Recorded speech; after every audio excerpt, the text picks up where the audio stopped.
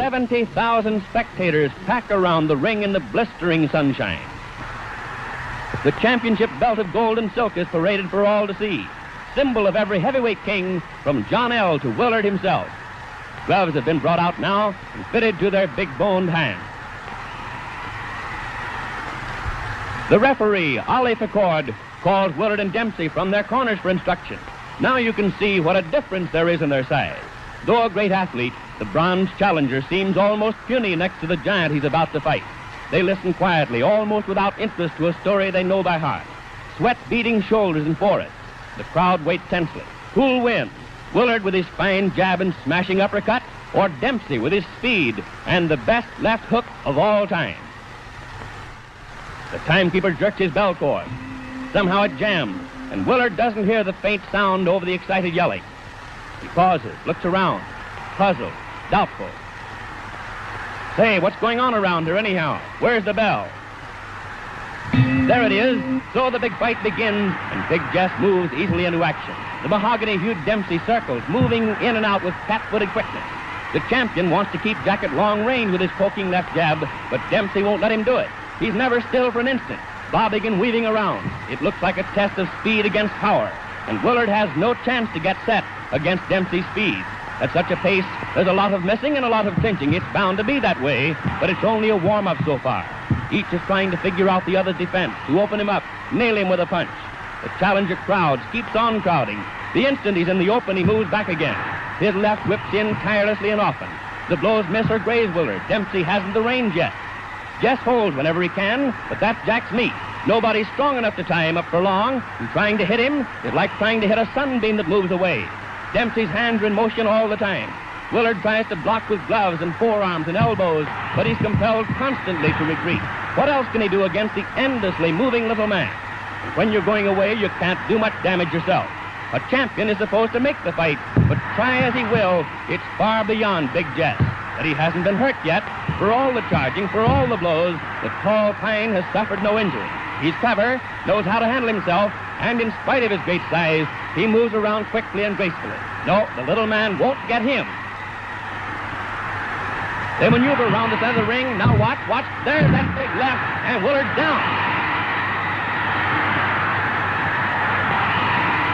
Up, sure he's up. Dempsey heard him along the rope, beating away with both hands. There's that left again, and Willard's on the floor for the second time. The champion's dazed, groggy, but he's game. He's up again, the fist drumming on him. And down he goes.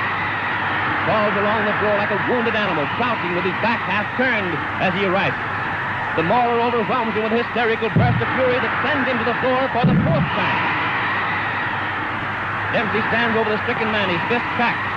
The instant Willard's knees are off the floor, Jack's at him again. Jess is wide open. He has absolutely no defense. And he hits the deck again. Courage, just plain courage, instinct, whatever it is, flings him blind and staggering up to his feet.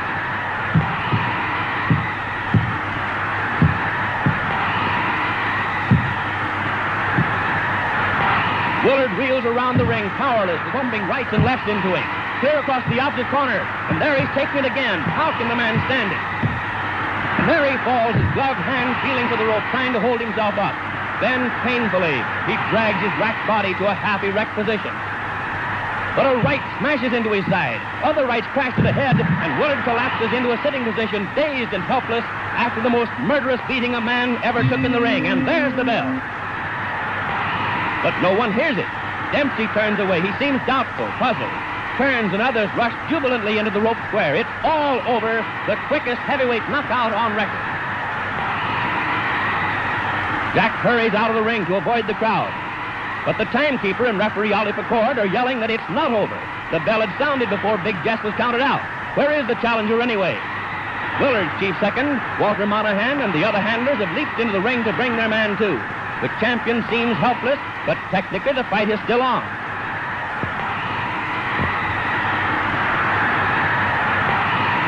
Doc turns, rushes to the rope. Jack, hey Dempsey, come back, come back. The bell sounds again. Amazingly enough, Willard rises for the second round. Beaten as no man ever has been, he advances into Dempsey's raging fist. He jabs as though any jab could keep that tiger away from him.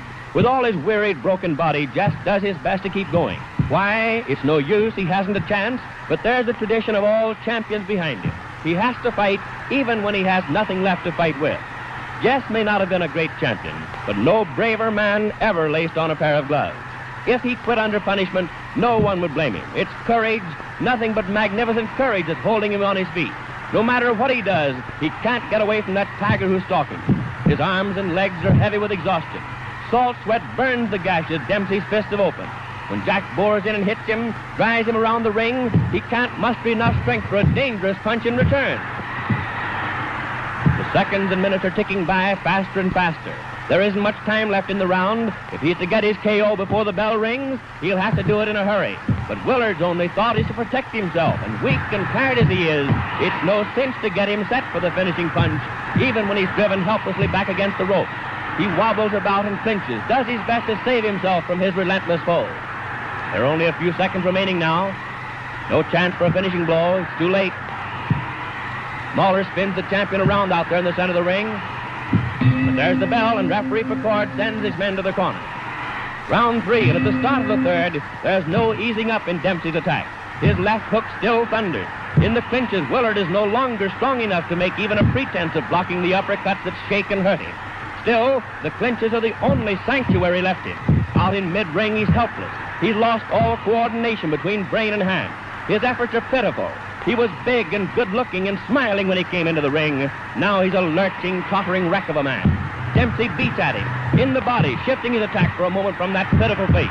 A new champion's being born here, born in the torrid heat among the yells of 70,000 spectators, born in blood and effort and pain.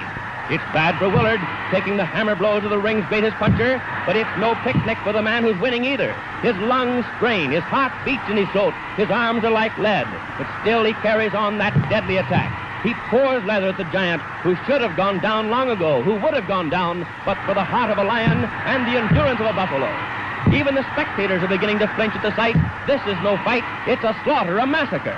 Big Jess has no more chance than a babe in arms. Look at the heavyweight champion of the world. His face is pounded almost to a pulp. His tired, dazed eyes peer through a mask of blood. It's dripped down over his body, stained his trunk, spotted his legs. Even Dempsey's smeared with the sanguinary fluid. Each time the Mauler goes into the clinch, he gets more of it. Why doesn't the referee stop it? Why? But Ollie Pickard comes from the old school. There's only one way for a champion to finish, they say, and that's on his back.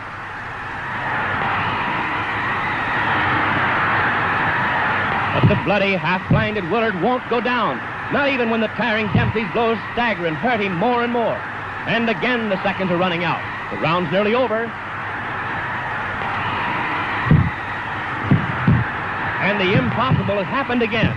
Big Jess has lasted through this another murderous round with this roaring Dempsey.